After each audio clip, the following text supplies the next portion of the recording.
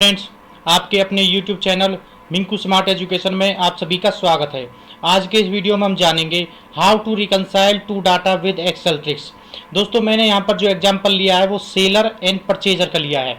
मान लीजिए इस सेलर ने कुछ सामान इस परचेजर को बेचा है एंड इस परचेजर ने कुछ सामान इस सेलर से खरीदा है। तो जो सेलर्स के बिल नंबर हैं, सेल्स बिल नंबर, वो परचेजर के यहाँ पर परचेज बिल नंबर होने चाहिए और जो परचेजर के बिल नंबर हैं वो सेलर के यहाँ पर सेल्स बिल होने चाहिए। लेकिन अगर हमारे पास सेलर या परचेजर जो भी दूसरी जो थर्ड पार्टी होती है, दूसरा जो सेकंड पार्टी होती है, मान लीजिए अगर हम सेलर हैं तो परचेजर ने हमें अपना डाटा दिया कि मेरे यहाँ पर तुम्हारा इस बिल नंबर का अमाउंट निकलता है, तो अपने वहाँ से रिकंसाइल करके दीजिए कि क्या ये करेक्ट है। तो हम उसको एक्सेल ट्रिक के द्वारा बहुत ही आसानी से रिकंसाइल कर सकते हैं। जैसे दोस्तों यहाँ पर मैंने साथ साथ रिकंसाइल भी किया है, हाईलाइट भी, फॉर्मेटिंग के द्वारा हाईलाइट भी किया है कि जो बिल सेल्स बिल में मान लीजिए 111 यहाँ पर है, लेकिन वो 111 नंबर इस परचेज के यहाँ पर नहीं है। इसी तरह से यहाँ पर परचेज के यहाँ पर 114 बिल नंबर है और जो इसके यहाँ पर नहीं है। By mistake bill number enter करने में भी गलती हो सकती है, या बिल नंबर सेलर ने तो अपने यहाँ से बिल को काट दिया एंड परचेजर के वहाँ पर वो बिल पहुँचा ही नहीं हो अभी तक, या किसी मिसप्लेस हो गया हो। तो इस तरह से हम उसको रिकंसाइल करके और फिर जो भी गलतियां हैं उनको आसानी से सुधार सकते हैं। तो आइए चलते हैं नेक्स्ट सीट पर, जहां पर मैं इस पूरे एग्जाम्पल के द्वारा आपको सेलर एंड परचेजर का रिकंसाइल कैसे करते हैं वो बताता हूं। अब हमें इन दो डाटा का, सेलर एंड परचेजर का रिकंसाइल करना है। तो दोस्तों मैंने यहाँ पर एक इस कॉलम में, डी कॉलम में एक रिकंसाइल नाम से अलग से एक कॉलम बना लिया है। इसी तरह से यहाँ पर एक रिकंसाइल का कॉलम मैंने यहाँ पर क्रिएट कर लिया है। अब दोस्तों सबसे पहले हम यहाँ पर एक छोटा सा फॉर्मूला लगाएंगे, equals to count if range. दोस्तों अगर हमें सेलर का पहले हम रिकंसाइल कर रहे हैं परचेजर के डाटा से, तो हमें सेलर के यहाँ से परचेजर का जो रेंज है, जो बिल नंबर है, उनको यहाँ से सिलेक्ट करना पड़ेगा। साथ साथ F4 से हम उस रेंज को कर देंगे फिक्स्ड, क्योंकि हमें जो बिल नंबर हैं, परचेज के जो बिल नंबर हैं वो फिक्स रहने चाहिए, और सेलर्स के जो बिल है वो नीचे जब हम अपने फॉर्मूला को ड्रैग ड्रॉप करेंगे तो ये नीचे खिसकेंगे और नीचे काउंट बाय काउंट अपने आप को इस रेंज में कंपेयर करेंगे और हमारा रिजल्ट यहाँ पर हमें निकाल के देंगे। Comma this cell, bracket close, enter. तो दोस्तों यहाँ पर आया 1। अगर अब हम इसके नीचे ड्रैग ड्रॉप कर देते हैं तो दोस्तों यहाँ पर कहीं इसने 1 दिया है, कहीं इसने 0 दिया है, कहीं 1 दिया है, कहीं 0 दिया है। 1 का मतलब है 1 जहाँ पर जिसने दिया है कि ये जो बिल नंबर है वो इस डाटा में मैच करता है। जैसे 101 यहाँ भी है, 101 यहाँ भी है। मैं यहाँ से देखूँ 287 पे 1 है तो 287 यहाँ भी है। 0 का अगर मैं देखूँ यहाँ पर मान लीजिए 193 यहाँ पर है, लेकिन 193 यहाँ पर नहीं है। तो दोस्तों अब ये तो हो गया रिकंसाइल।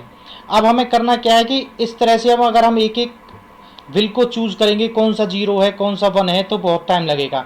हम यहाँ पर एक फॉर्मेटिंग ऐसी कर देते हैं कि जो जो मिसमैच हो वो एक कलर से हाईलाइट हो जाएं। तो दोस्तों उसके लिए हमें करना क्या है, हमें जो जिस भी हमने पार्टी को रिकंसाइल किया है उस पार्टी की जो रेंज है, जो डाटा है, उसको हमें कर लेना है सिलेक्ट, एंड उसके बाद होम टैब से कंडीशनल फॉर्मेटिंग का जो ये ऑप्शन है यहाँ पर क्लिक करेंगे और यहाँ से न्यू रूल पर जाएंगे। न्यू रूल में दोस्तों यहाँ पर एक है use a formula to determine with cell to format, इस पर टिक करेंगे दोस्तों।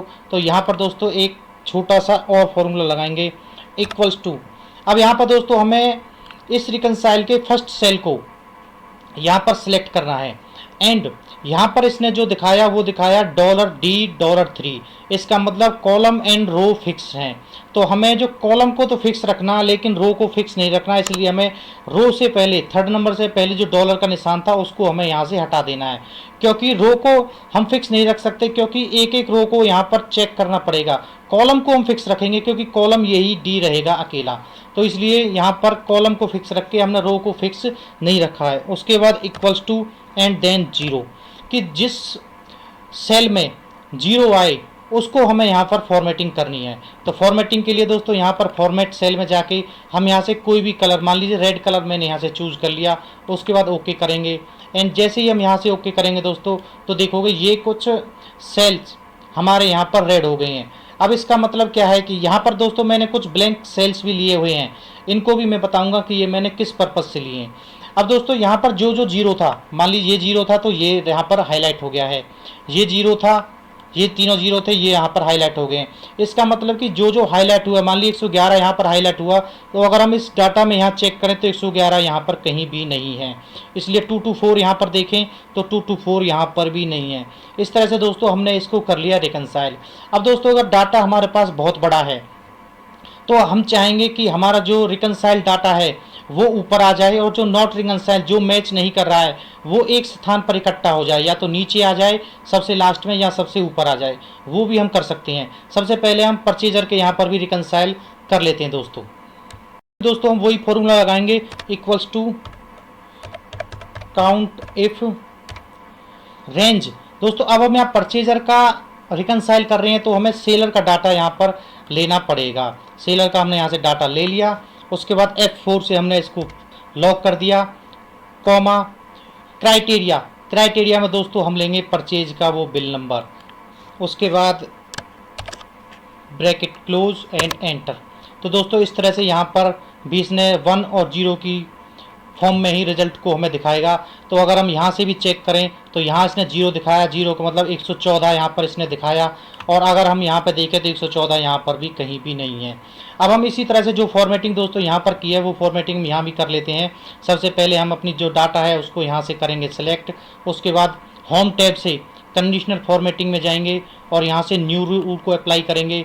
उसके बाद use a formula to determine with cell to format. उसके बाद यहाँ पर दोस्तों वही इक्वल्स टू दिस सेल।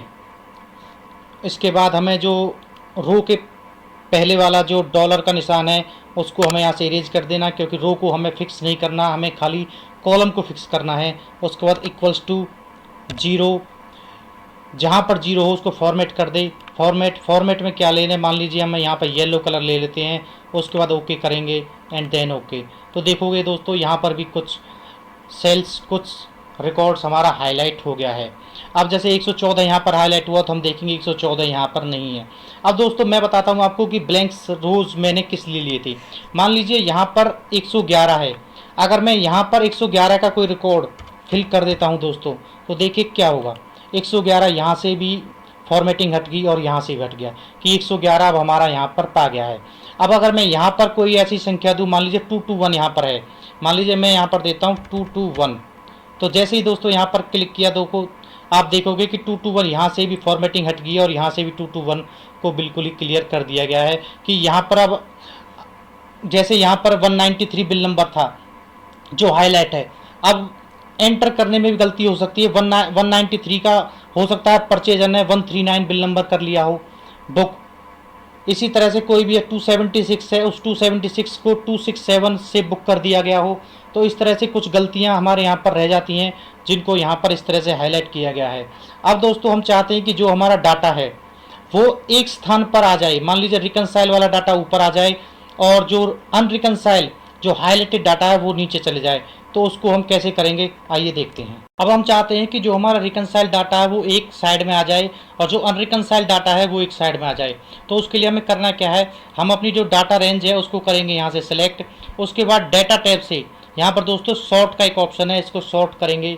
अब यहाँ पर जो विंडो खुल के आई है उसमें दोस्तों यहाँ पर कुछ ऑप्शंस दिए हुए हैं। Sort by sales bill number से हमें सॉर्ट करना है, वैल्यू से नहीं करना दोस्तों, यहाँ पर सेल कलर से करना है क्योंकि हमने कलर से फॉर्मेटिंग इसको किया है। ऑर्डर में दोस्तों यहाँ पर हमें उस कलर को चूज करना है, किस कलर से हमें इसको, यहाँ पर रेड कलर है, एक ही कलर है तो हमने उसको चूज कर लिया।